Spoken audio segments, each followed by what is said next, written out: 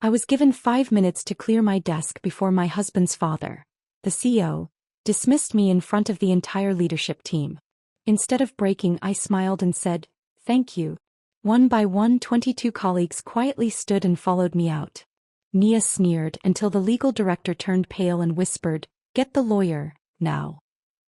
4 minutes and 30 seconds left, Nicholas announced to the room, his Rolex glinting as he tapped its face. I continued packing my desk drawer, pulling out 6 years' worth of work. Project files, team photos, the backup drive containing every system architecture I'd built for Vertex Solutions. The 12 executives watched in silence as I placed each item deliberately into my cardboard box. Nia Blackwood leaned back in her chair, examining her manicured nails with practiced boredom. She thought she'd won. For minutes, Nicholas called out again, his voice sharp with authority. That's when Logan Mitchell stood up from his desk outside the conference room's glass walls, laptop bag already in hand. But I should explain how we got here. How 3 weeks of calculated betrayal led to this moment where my father-in-law counted down my professional execution like a microwave timer. Before we continue, I want to thank you for being here. If you believe that dedication and hard work should be valued over office politics, please consider subscribing. It helps more people discover these important stories. Now let's see what Nicholas had planned. It started at Sunday dinner at the Harrington estate, where we gathered like actors in a play nobody wanted to perform anymore. I'd arrived with Taylor and my homemade apple pie, the one with the lattice crust that took 2 hours to perfect. Eleanor always requested it but never mentioned who made it, as if pies materialized from thin air or perhaps the help. "Another record quarter for Vertex Solutions," Nicholas had proclaimed, standing at the head of the mahogany dining table that could seat 20 but usually held just the 4 of us, drowning in its own excess. He raised his crystal tumbler, the whiskey inside catching the light from Eleanor's precious Viennese chandelier. "We're dominating the market because I know how to recognize talent and put it where it belongs." His hand landed on Taylor's shoulder with the weight of expectation and inheritance. My husband glowed under the attention, though his contribution to the company consisted mainly of having the right last name and showing up to meetings he didn't understand. Nobody mentioned the Henderson account I'd saved 2 nights before, or the Morrison Industries contract I'd salvaged by working through 3 consecutive weekends, or the fact that while Nicholas was at his monthly country club whiskey tasting, detecting notes of oak and self-importance, I was rebuilding our entire server infrastructure after a critical failure. "You look tired, dear," Eleanor had murmured, her fingers, decorated with enough diamonds to fund my entire department's salary, briefly grazing my shoulder. "Perhaps you should consider better work-life balance. Appearance matters, especially for women in leadership." I'd swallowed my response along with my overcooked salmon. The truth was I looked tired because I'd been awake for 36 hours straight, but admitting that would only prove their unspoken point, that I couldn't handle the pressure, that I was, as Nia would later write, overwhelmed. The morning routine with Taylor had become a study in marital disconnect. Each day started the same. Him fumbling with the expensive espresso machine his parents gifted us, creating coffee that tasted like burnt disappointment while scrolling through sports news on his phone. "Big week ahead?" he'd asked that particular Tuesday, 2 weeks before everything imploded. "I should hear about the promotion today." I watched his reflection tense in the microwave door. "Right. The promotion." He took a sip of his failed latte. "Dad mentioned Nia's been really impressive lately. She's been staying late, taking on extra projects." My fingers stilled on my laptop keyboard. Nia Blackwood, who arrived at 9:30 sharp and left at 5 o'clock on the dot. Nia, whom I'd been training for 3 months at Nicholas's specific request. "She just needs mentoring," he'd said. "Someone to show her how we do things here." So I'd opened my playbook, shared my strategies, explained our client relationships with the patience of a kindergarten teacher. She'd taken notes in her designer portfolio, asking questions that felt increasingly invasive. "How do you handle system failures? What's your backup protocol? Who has administrative access?" I thought she was eager. Turned out she was building a case. The server migration crisis should have been my moment of vindication. 7 days before Nicholas would slam his palm on that conference table, our entire data infrastructure needed emergency migration. 40 terabytes, 8-hour window, 0 margin for error. Everything went wrong at once. Corrupted files, failed backups, A power surge that shouldn't have been possible. By 10 p.m. I'd activated my emergency protocol, calling in my entire team. Logan arrived first, still wearing the program from his daughter Emma's dance recital pinned to his shirt. She understood, he'd said quietly, though I caught him checking videos his wife sent from the auditorium. Priya came next, apology heavy in her voice as she called her husband. I know it's our anniversary dinner. I'll make it up to you. She'd ended the call and dove into code like she was defusing a nuclear weapon. Marcus Thompson, Sarah Kim, the Morrison twins who communicated in what seemed like telepathic programming language, they all came without question. The conference room became our bunker, littered with laptops, energy drinks, and eventually Chinese takeout that went cold before we could eat it. We're like some weird, dysfunctional family, Marcus had joked at 2 a.m., attempting to eat lo mein with one hand while typing with the other. Yeah, but at least we chose each other, Sarah had replied, and something about those words felt prophetic now. We'd saved everything. Every file, every client, every contract. Nicholas would never know we'd been 3 keystrokes from losing millions in data and trust. That's what I did. I solved catastrophes so quietly that nobody knew they'd happened. Then came the email. The misdirected message that revealed everything. I'd been reviewing the Henderson account files at 11:47 p.m., preparing my promotion presentation when it appeared. From Nia Blackwood. To me. Except it wasn't meant for me. Nicholas, as discussed, I've successfully salvaged the Henderson situation. The client was thoroughly impressed with my crisis management. I believe it's time to discuss restructuring. She seems overwhelmed, arrives looking exhausted most mornings. Perhaps fresh leadership would benefit the department. My laptop screen blurred as I read it twice, then 3 times. The Henderson situation. The one I'd personally managed while Nia was posting Instagram stories from a wine tasting. The rescue I'd orchestrated while she slept. I forwarded it to my personal email without thinking, some primitive instinct for self-preservation kicking in. Then I sat in my home office, still wearing the coffee-stained blouse I'd put on 18 hours earlier, understanding finally that dedication looked like weakness to those who'd never truly worked. 3 minutes, Nicholas announced now, his voice cutting through my memory. The executives remained frozen, but through the glass I saw Priya standing up, then Marcus, then Sarah. One by one my team, my chosen family, began to rise. 2 minutes, Nicholas called out, but his voice seemed to come from underwater. Through the conference room's glass walls, I could see the entire 15th floor frozen in a tableau of disbelief. Sarah Kim had her phone halfway to her ear. The Morrison twins stood at their adjoining desks, identical expressions of shock on their faces. I reached for the framed photo from our last team celebration, the one where we'd worked 72 hours straight to launch the Patterson project. My fingers brushed against something else. A USB drive, taped underneath my desk drawer. The one where I'd backed up every email, every document, every piece of evidence that might matter someday. Apparently someday was today. The morning had started wrong from the moment I'd badged into the building at 6:45 a.m.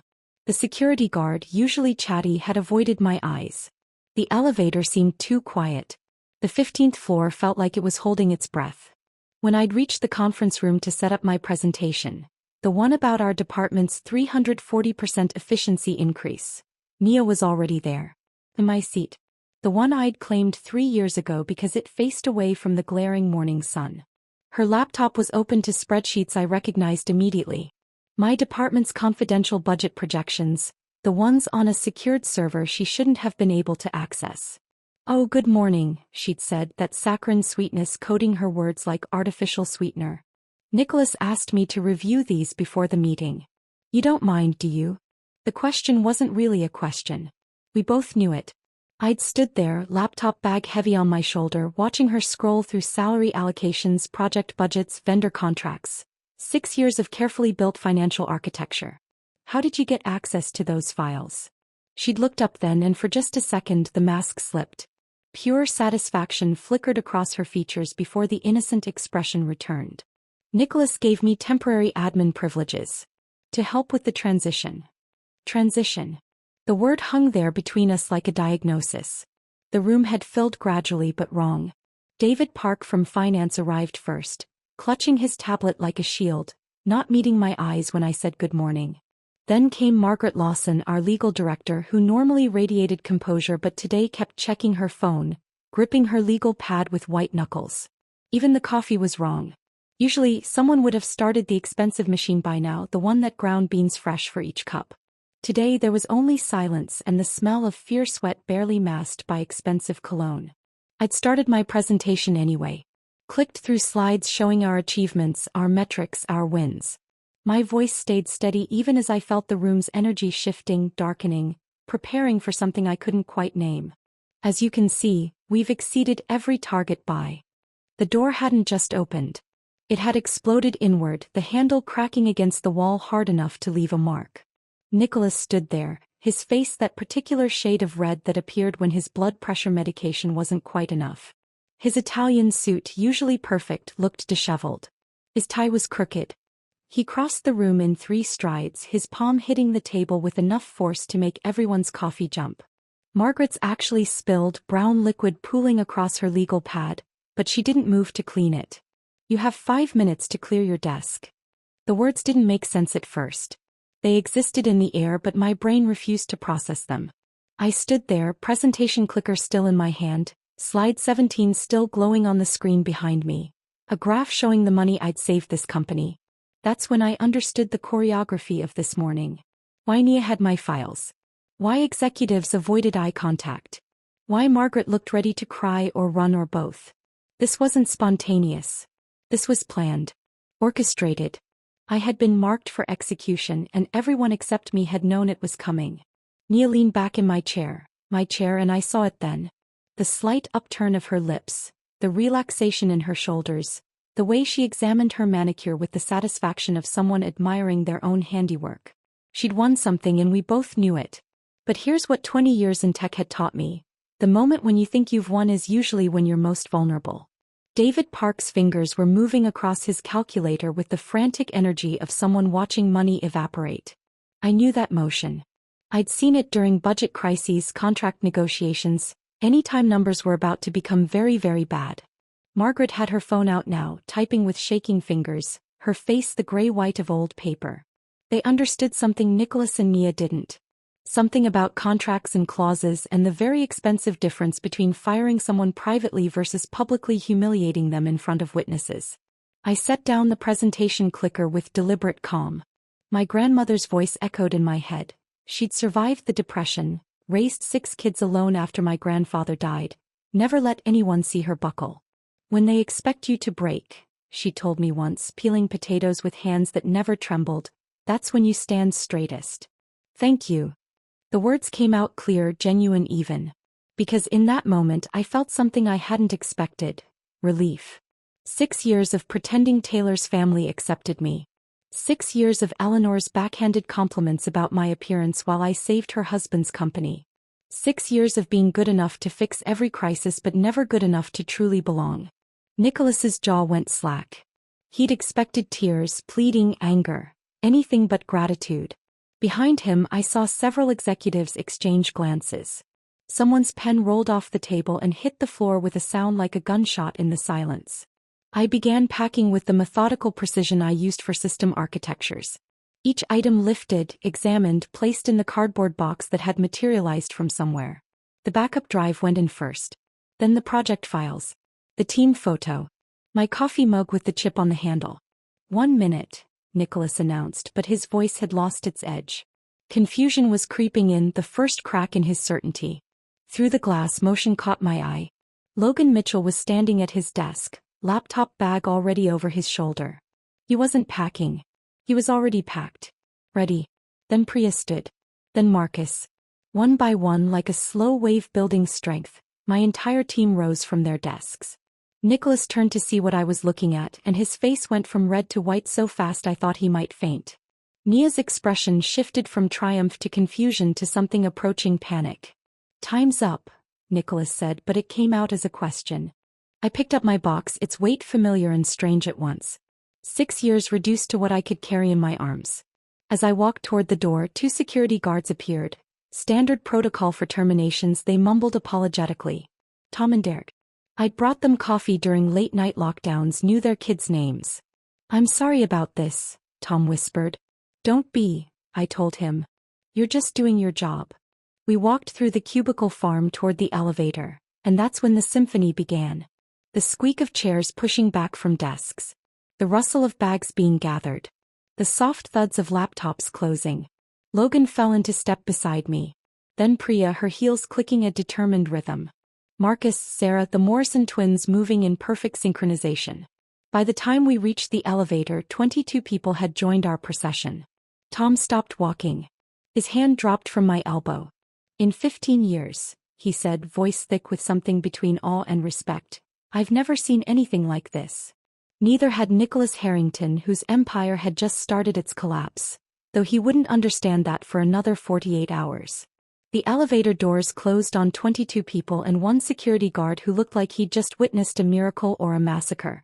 He wasn't sure which. Tom pressed the lobby button with a hand that shook slightly. Nobody spoke during the descent. The only sound was the mechanical hum and someone's phone buzzing insistently. Then Logan's. Then Priya's. Like popcorn starting to pop, our phones erupted in a cascade of notifications. When the doors opened to the lobby, we walked out into blazing midday sun. The kind of light that makes everything look overexposed and surreal. Maria at reception stood up so fast her chair rolled backward into the wall. Gerald, the maintenance supervisor, stopped mopping and watched us file past. Someone started a slow clap from the loading dock. I couldn't see who, and then others joined in until the sound echoed off the parking garage walls. This is insane, Priya whispered beside me. This is justice, Logan corrected, shifting his laptop bag. We stood there in the parking lot, 23 people blinking in the harsh light, phones buzzing like angry wasps.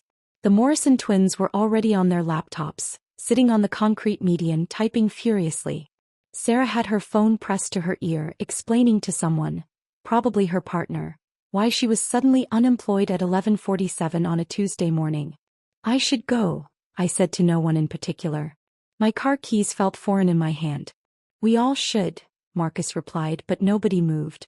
We stood there like survivors of a shipwreck, not quite ready to leave the sight of the vessel going down.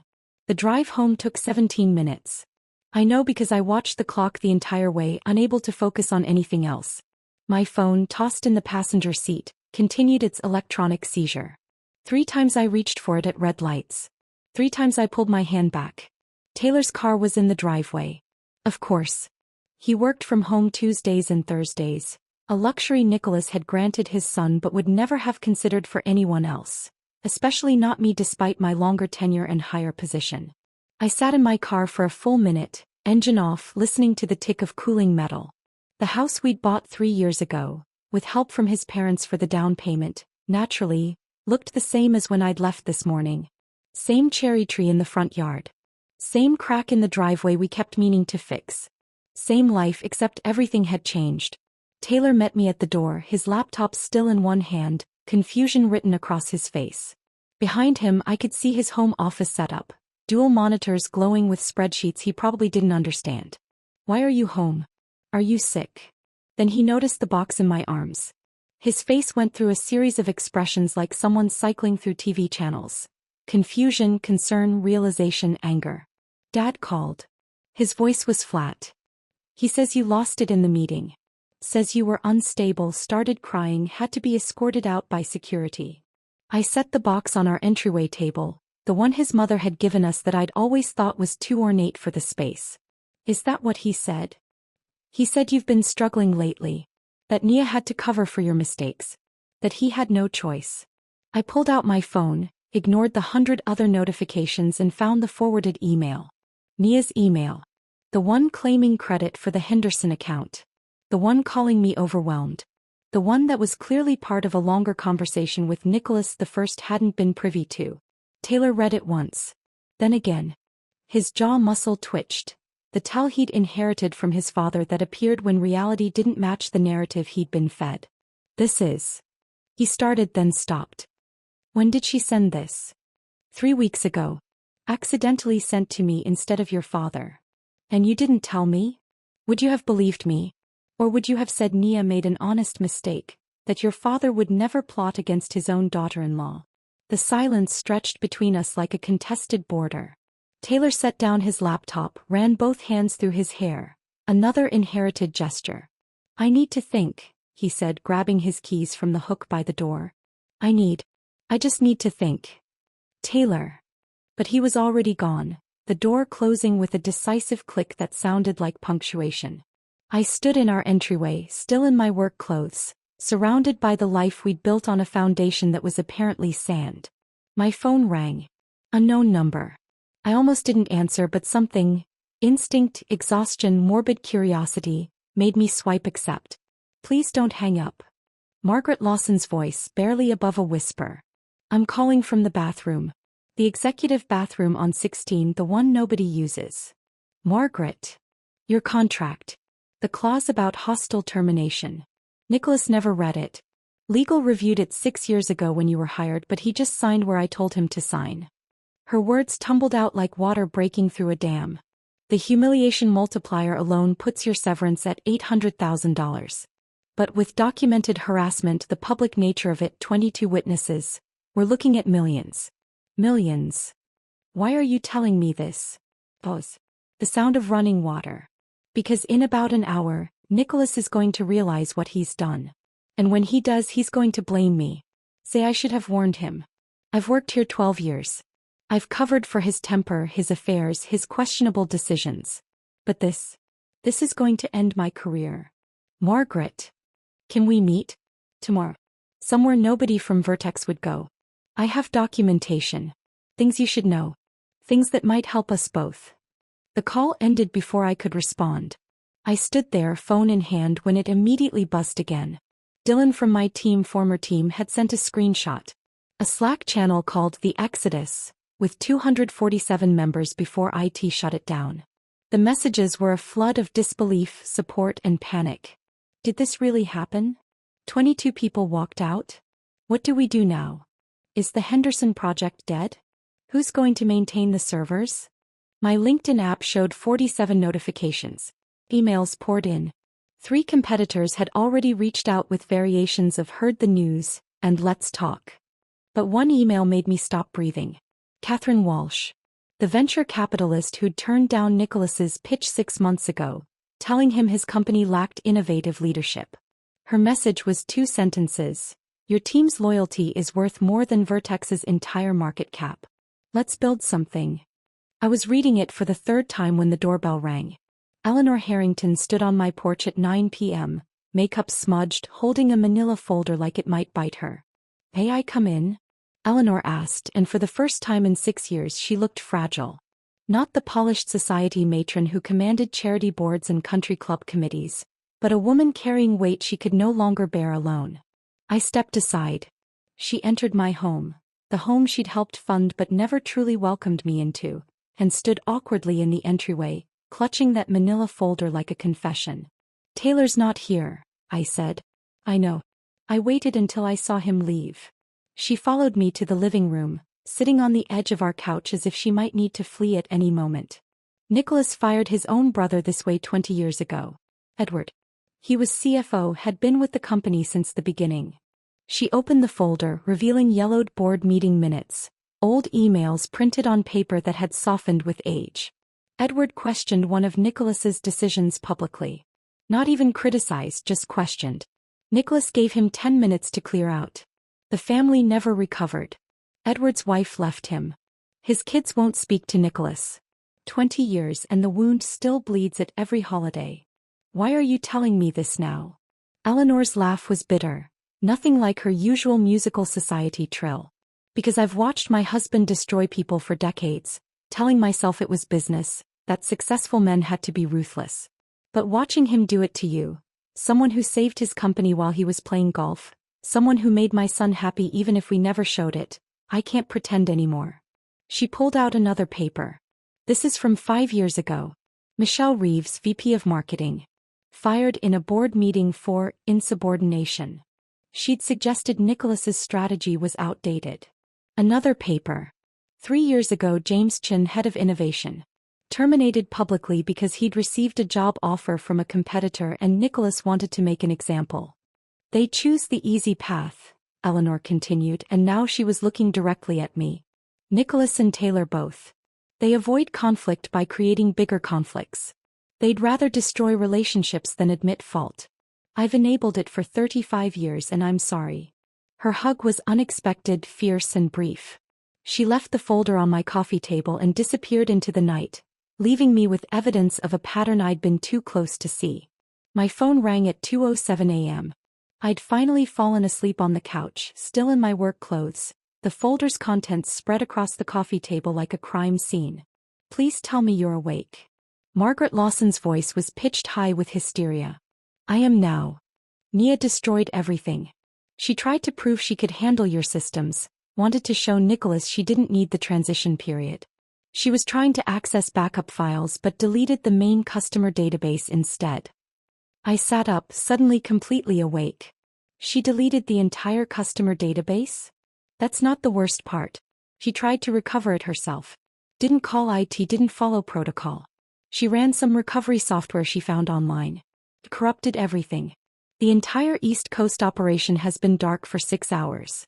They're estimating 14 hours minimum before even partial restoration. The silence stretched while I processed this. Our customer database wasn't just names and addresses. It was 17 years of relationship management, purchase histories, custom configurations, support tickets, the DNA of the company's client relationships. How much? I asked. Conservative estimate? 50 million in immediate losses. That's not counting the clients we'll lose, the lawsuits, the reputation damage. Margaret's voice cracked. She's been in the bathroom crying for 2 hours. Nicholas has been screaming at everyone.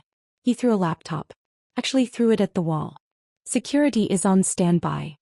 I felt something I hadn't expected. Nothing.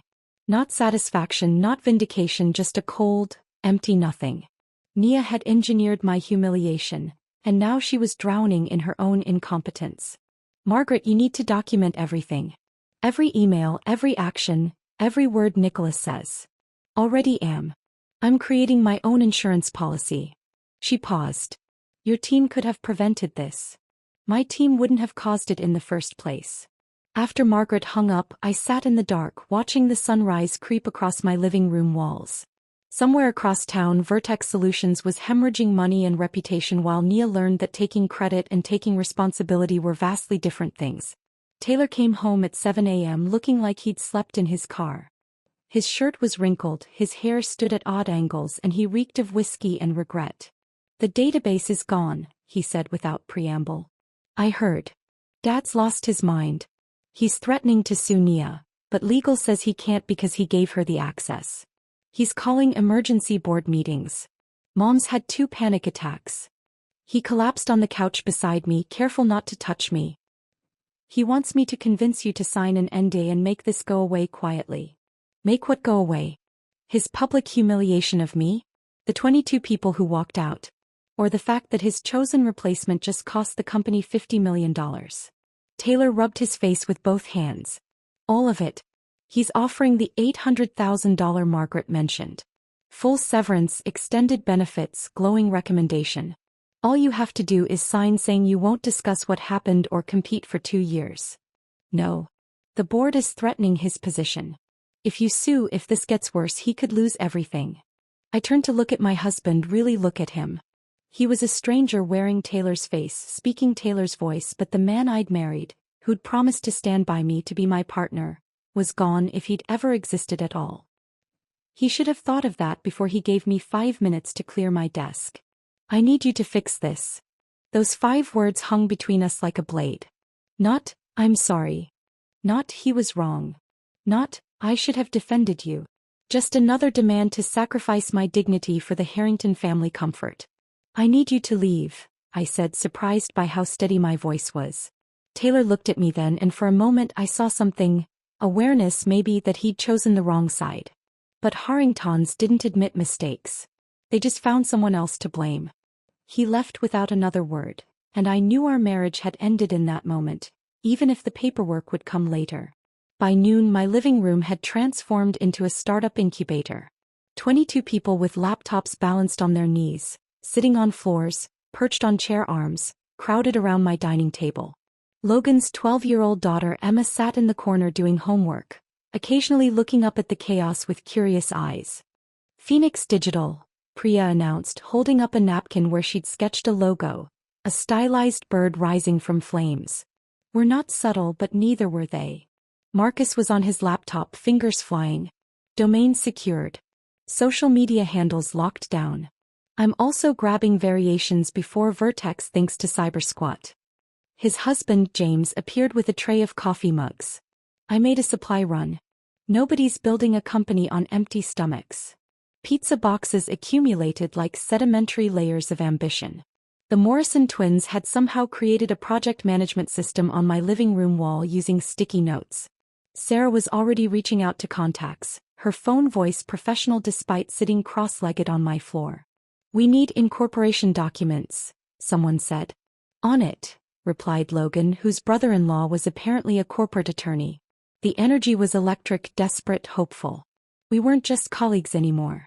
We were refugees from a corporate disaster, building something new from the ashes of what Nicholas had destroyed.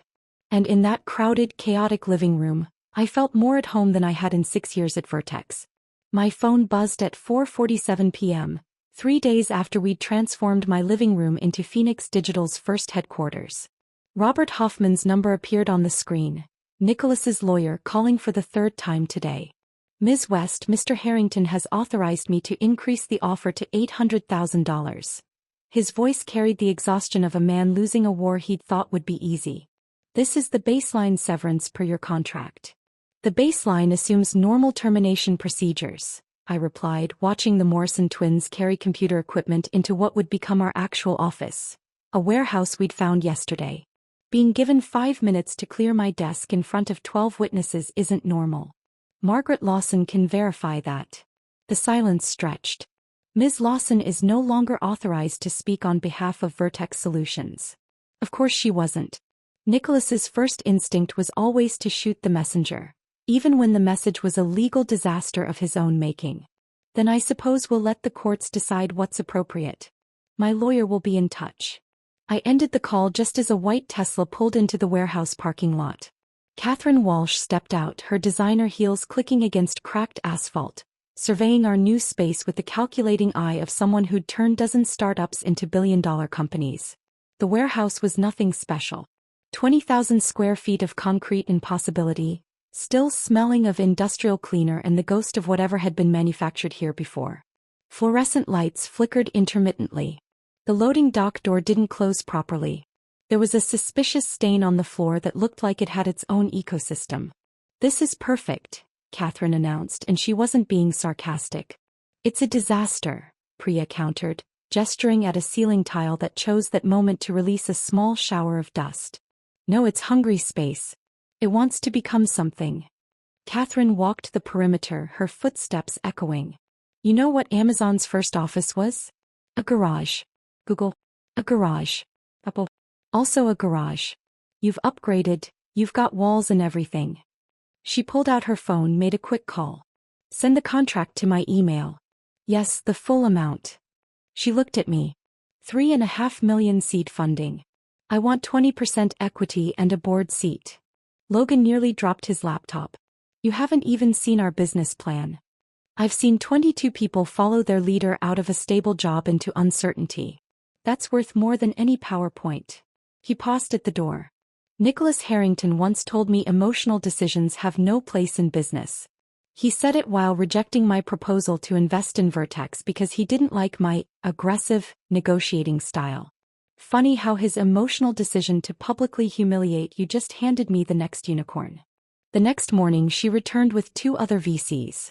They toured our disaster of a warehouse, asked pointed questions about scalability and market penetration, then committed another $2 million on the spot. We hadn't even incorporated yet, and we were valued at $17.5 million. My phone hadn't stopped ringing. But the call that mattered came from Richard Henderson himself, CEO of Henderson Corp. I heard about the situation at Vertex, he said without preamble. I also heard about the database disaster. Nia Blackwood tried to explain to me yesterday why our configurations were lost. She cried. Actually cried on a client call. Mr. Henderson, we've worked with your team for 3 years. You personally saved our product launch. Logan rebuilt our entire architecture over a weekend. Priya identified data patterns that increased our efficiency by 200%. He paused. The contracts follow the talent, not the building. We're moving our business to Phoenix Digital, effective immediately. By end of day, 3 more clients had called. Patterson Industries, Morrison Group, Chin Technologies. Together they represented $30 million in annual contracts. Each one announced their decision on LinkedIn, professional corporate speak that barely disguised their distaste for how Vertex had treated us. Stocks down another 5%, Sarah announced, refreshing her screen. That's 15% total since Tuesday. We were unpacking equipment, setting up desks. Actual desks now, bought secondhand from a startup that had failed. When Taylor appeared in the doorway. He looked smaller somehow, diminished, holding a bouquet of roses. Red roses. After 6 years of marriage, he still didn't know I was allergic to roses, that I preferred wildflowers, that I'd told him this on our 3rd date. Can we talk? He shifted his weight, uncomfortable in his pressed khakis and polo shirt. His father's uniform, adopted without question. I stepped outside with him, leaving my team to continue building our future. The late afternoon sun cast long shadows across the parking lot's cracked asphalt. Dad's willing to apologize, he said, thrusting the roses at me like a peace offering or maybe a shield. He'll give you an executive position. Corner office. 20% raise. Full restoration of benefits. I didn't take the flowers. He thinks this is about office space? It's a good offer. More than fair considering. Considering what? That he humiliated me? That Nia destroyed the database trying to prove she could do my job? That 22 people walked out because they witnessed something unconscionable. Taylor set the roses on the ground between us and they looked sad there, dying on hot asphalt. He's my father. And I was your wife. Past tense, Taylor. You made that past tense the moment you asked me to swallow humiliation for your family's comfort. His face crumpled slightly, the first genuine emotion I'd seen from him in days. You're giving up on us? On our marriage? Your father didn't break us. You did. When you came home and asked me to fix his mistake instead of standing by me. When you chose the easy path of family loyalty over the hard path of doing what's right. He looked at me then, really looked, and for a moment I saw the man I'd fallen in love with. The one who'd existed before his father's influence calcified around him like armor. But that man had been buried so long resurrection wasn't possible anymore. I should go, he said quietly. Yes. He walked back to his car, the BMW his father had bought him, naturally, and drove away. The roses remained on the asphalt. I left them there. By evening they'd wilted in the heat, petals scattering in the wind like all of Nicholas's carefully laid plans. At midnight my phone buzzed with an encrypted file from Margaret Lawson. The subject line read simply, "My severance package." The audio file was 43 minutes of a Vertex board meeting. The quality was crystal clear. Margaret had probably recorded it on her phone, placed strategically near the center of the table. $50 million. A voice I recognized as board member Jonathan Cross. He cost us $50 million because he couldn't control his temper? The database is completely corrupted. Another voice, probably CFO David Sterling. Nia Blackwood had no authorization to access those systems. Nicholas gave her full administrative access. This was definitely Margaret, her voice carefully neutral. Against my legal advisement. You promoted your girlfriend's roommate? This voice dripped with disgust. Christina's roommate from college? That's who you thought could replace your daughter-in-law who built half our infrastructure. Nicholas's voice, when it came, sounded hollow. Nia showed promise. She was eager, ambitious. She was unqualified. The slam of a hand on the table. This isn't some family drama, Harrington. You turned a personal vendetta into a $50 million disaster. Maybe more if the clients keep leaving. I listened to the board meeting recording one more time, their voices filling my warehouse office at 1 a.m. This isn't leadership, it's a temper tantrum that cost us $50 million. The disgust in their voices was palpable, even through Margaret's phone speaker. The next morning, everything accelerated. We're doing a press conference, Catherine Walsh announced, striding into our warehouse at 7 a.m. with a media consultant and enough coffee for everyone. Tomorrow, 2 p.m. Every tech outlet is begging for a statement. We give them one. I don't want to seem vindictive, I said. You won't. You'll seem like exactly what you are. A leader who refused to accept humiliation as the price of employment. She pulled out her tablet. Meanwhile, Nicholas is holding his own conference at Vertex headquarters at the exact same time.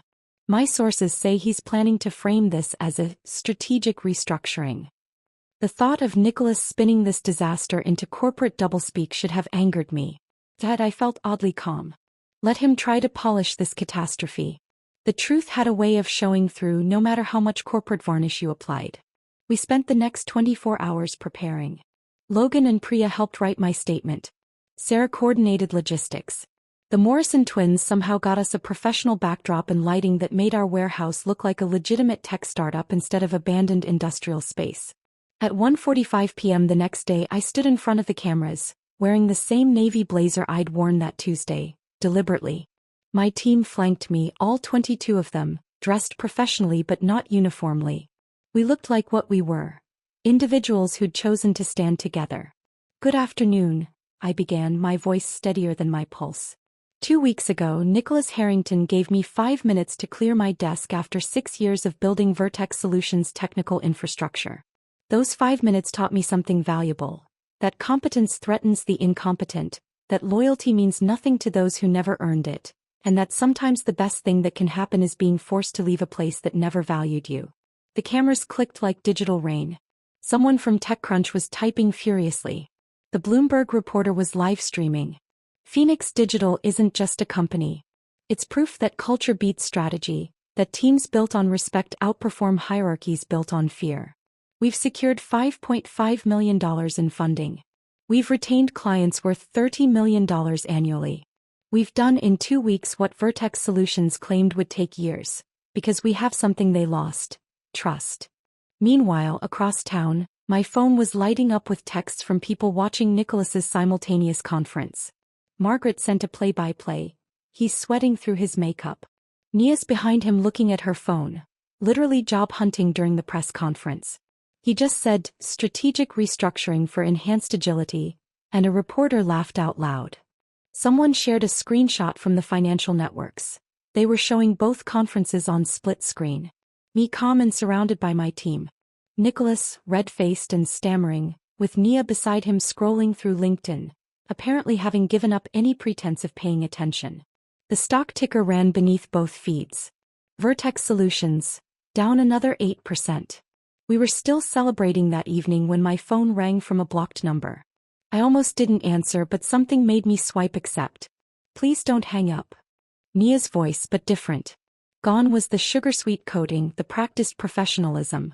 She sounded young, desperate, frightened. I know you hate me.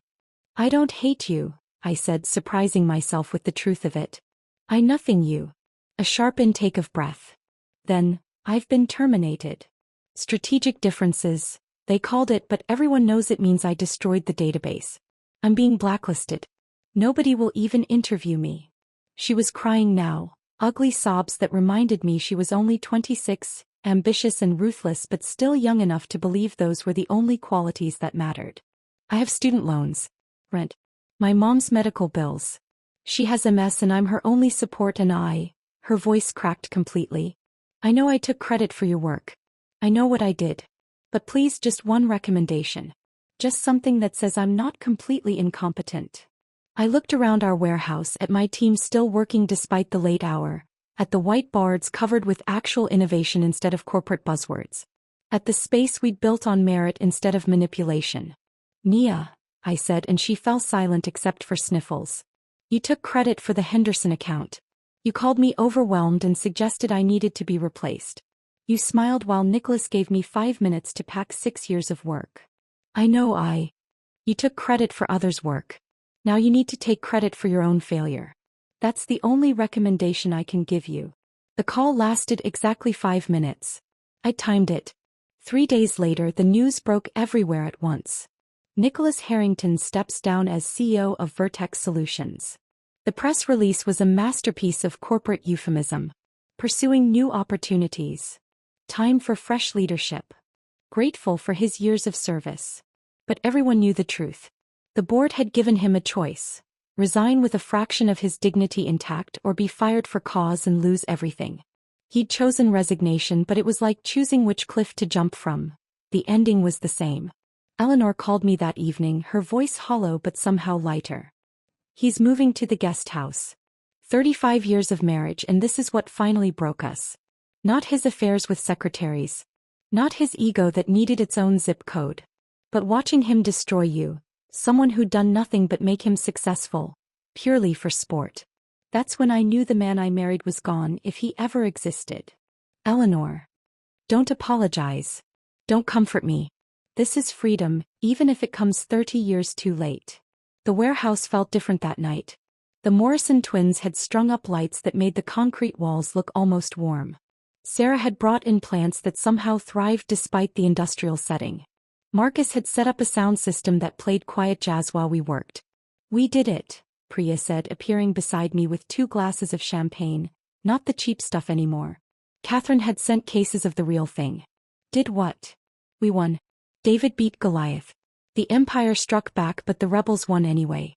Choose your metaphor. Gerald, the maintenance supervisor from Vertex who joined us the week before, raised his mop in the air like a torch. The same gesture from that Tuesday, but different now. Then it had been solidarity. Now it was victory. To second chances and first-class revenge, he called out, and everyone raised their glasses. But I wasn't thinking about revenge anymore. I was thinking about the contract we'd just landed, the one Vertex had been courting for 2 years. Global Tech, whose CEO had called personally to say, "We saw the press conferences. We saw how Vertex treats the people who built their success. We choose to work with builders, not destroyers."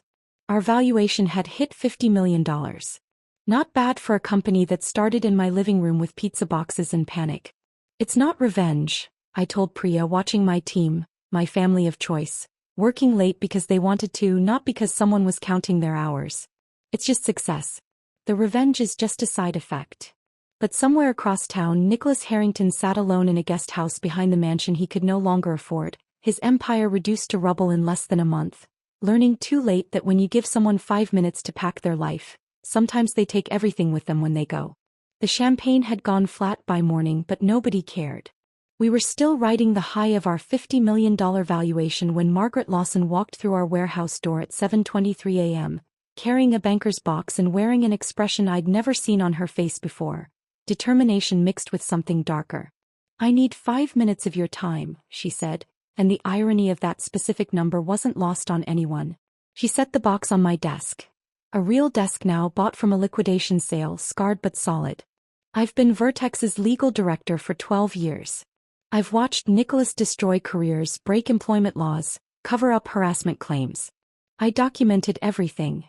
She opened the box, revealing folders meticulously labeled by date and violation type. Every illegal termination. Every settlement we paid to keep people quiet. Every time he screamed at someone until they cried, then had me write up paperwork saying they resigned for personal reasons. Logan looked up from his laptop. "Why keep all this?" "Insurance," Margaret said simply. I knew eventually he'd turn on me too. I was right. He's been telling the board I should have prevented your mass exodus, that I failed in my fiduciary duty. He pulled out a thick folder. "This one's my favorite. 3 years of emails where he explicitly told me to ignore legal protocols." She turned to me then, her gray eyes sharp behind designer glasses. "I want to be your chief legal officer. In exchange, I'll ensure Nicholas never works in tech again. My revenge might be colder than yours, but it's been fermenting for 12 years. I know where every body is buried because I helped dig the graves." Priya whistled low. "That's dark." "That's business," Margaret corrected. "He taught me that. Now I'm going to teach him what happens when you create enemies who know your secrets." I looked at this woman who'd sat in that boardroom, watching my humiliation, and realized she hadn't been complicit. She'd been collecting evidence. "Welcome to Phoenix Digital," I said. Margaret's first official act was scheduling the settlement negotiation. "Neutral territory," she insisted. "The Marriott downtown. Conference room 12. It costs $800 an hour, which Nicholas will be paying for." The meeting was set for Thursday at 10 a.m. I arrived early, finding the room exactly as expensive and soulless as expected. Leather chairs that tried too hard. A table polished to mirror brightness, windows overlooking a city Nicholas once thought he owned. He arrived 15 minutes late, a power play that might have worked when he had power to play with. But the man who walked in wasn't the Nicholas Harrington who'd slammed his palm on a boardroom table. This version looked deflated, his Armani suit hanging loose on a frame that had lost weight from stress. His lawyer, Robert Hoffman, looked equally exhausted. "Let's make this quick," Robert said, pulling out documents. "Mr. Harrington is prepared to offer $1.2 million, full benefits continuation for 24 months, and immediate vesting of all stock options." Margaret leaned forward. "Plus a written statement acknowledging that the termination was handled inappropriately, and a non-disparagement clause that goes both ways." Nicholas's jaw clenched, that familiar tell, but he nodded. The man who never apologized, never admitted fault, was about to sign a document acknowledging his failure. The room was silent except for the scratch of pens on paper. Nicholas signed with a hand that trembled slightly, his signature smaller than the bold scrawl I remembered. When he passed the document to me, our eyes met. No words were exchanged, but entire conversations happened in that silence. His eyes said, "You destroyed me." Mine replied, "You destroyed yourself." His said, "I gave you everything." Mine answered, "You gave me 5 minutes." As I endorsed the check, $1.2 million, more money than my parents had seen in their lifetime, I felt something I hadn't expected. Not satisfaction or vindication. Just emptiness. The hollow feeling of winning a war that should never have been fought. Nicholas stood to leave, then paused at the door. For a moment I thought he might speak, might finally say something real. But Harrington men didn't apologize. They just retreated to lick their wounds in private. After he left, Margaret pulled out her phone and showed me something that made my breath catch. Security footage from Vertex, dated the day before Nicholas's resignation. "Tom from security sent this to me," she said. "He thought you should see it." The grainy footage showed Nicholas standing in what had been my office, now completely empty. The timestamp read 9:47 p.m. He was alone, speaking to the empty room, though the security camera didn't capture audio. "He stood there for 20 minutes, Margaret said. Tom could read his lips for part of it. He kept saying, 'I gave her 5 minutes. She took everything.'"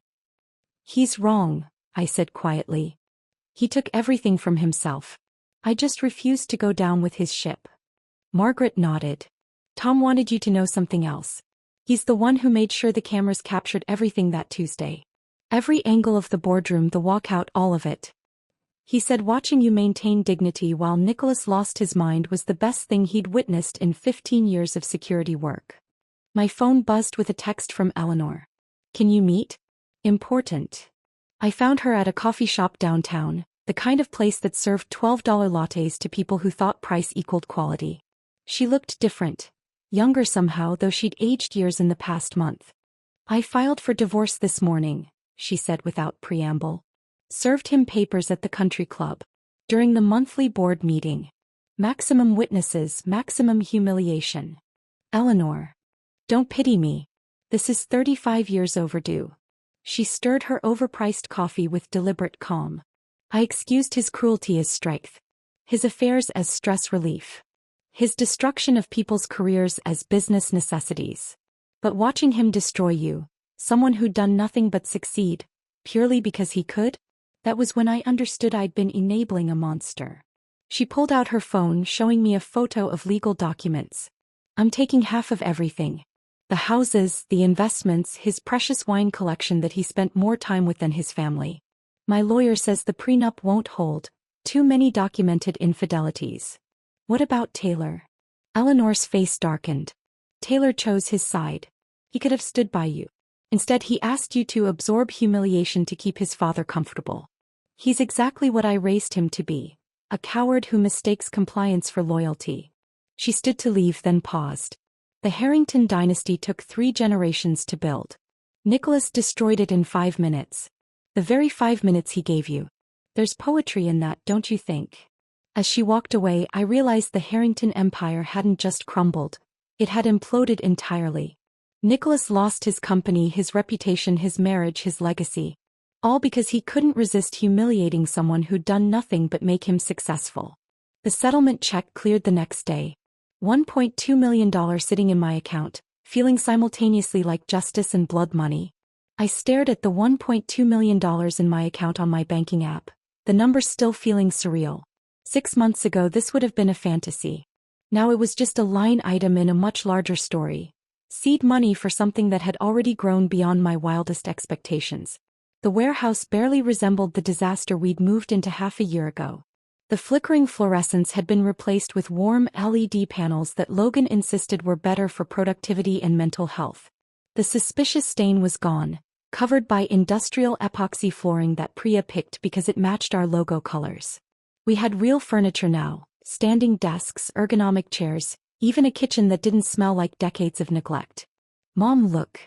Emma, Logan's daughter, called from what we designated as the homework corner. She held up her math test, 98%. Priya helped me with the formulas last week. This had become our rhythm. Emma did homework here after school while Logan worked. The Morrison twins taught her coding basics. Sarah helped with her science projects. We weren't just a company. We'd become the family some of us never had, the support system corporate culture promised but never delivered. $75 million valuation as of this morning, Marcus announced, updating our celebration board. Yes, we had one of those now, covered in wins both big and small. And Richardson Industries just signed. That's 40 employees and 12 major clients. 40 employees. People who'd chosen us not for the stability, we were still a startup after all, but for the culture. They'd seen our press conference, heard about the walkout, knew exactly what we stood for. Every resume came with a note about wanting to work somewhere that valued people over profits. Priya's parents had visited last week from Mumbai, performing a traditional blessing ceremony in our conference room. Her mother had touched my shoulder and said, "You gave my daughter purpose beyond a paycheck. That's worth more than any valuation." I was reviewing contracts when the door opened. Taylor stood there looking like a ghost of the man I'd married. He'd lost weight but not in a healthy way. More like grief had been eating him from the inside. In his hand were papers I recognized immediately. Divorce documents. "Can we talk?" he asked, his voice smaller than I'd ever heard it. We went to the break room, the nice one with actual chairs and a coffee machine that worked. He sat across from me, the papers between us like a border we were about to formally recognize. "I've been in therapy," he said without preamble. "Twice a week for 4 months. Learning about family dynamics, enmeshment, enabling.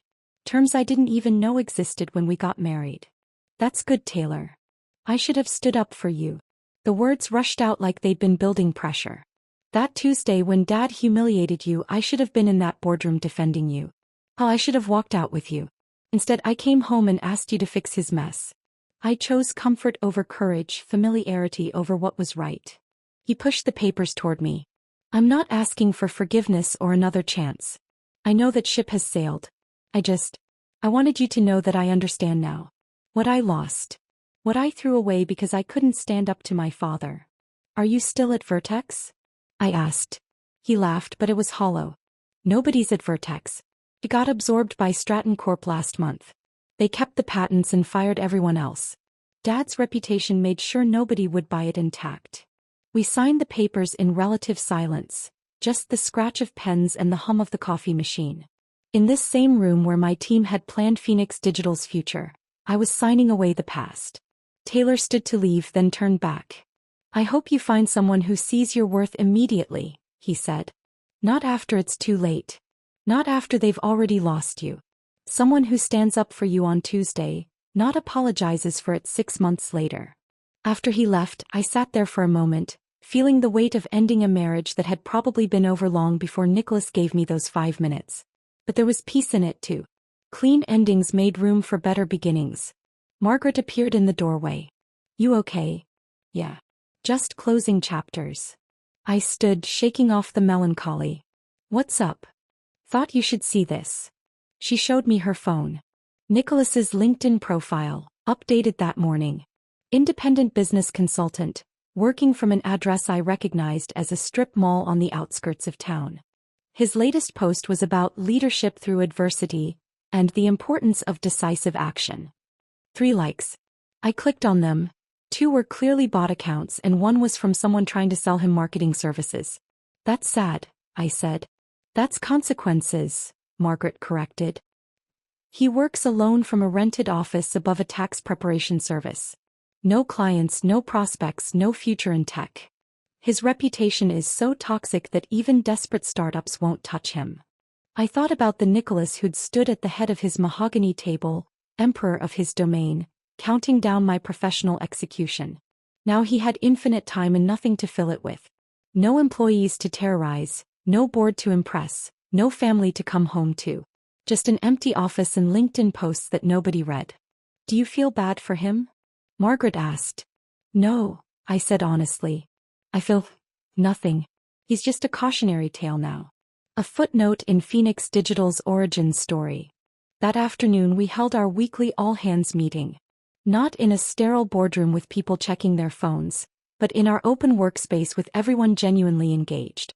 The Morrison twins presented their new framework. Sarah outlined the client growth trajectory. Gerald, yes, he was our official chief morale officer now, announced Friday's team lunch. Looking at these 40 people who'd chosen to build something with us, I thought about those 5 minutes. How they'd seemed like an ending but were actually a beginning. Nicholas had given me 5 minutes to pack up my professional life. In return, I'd gained a real family, a company built on respect, and the knowledge that when you refuse to accept humiliation, you often find dignity waiting on the other side.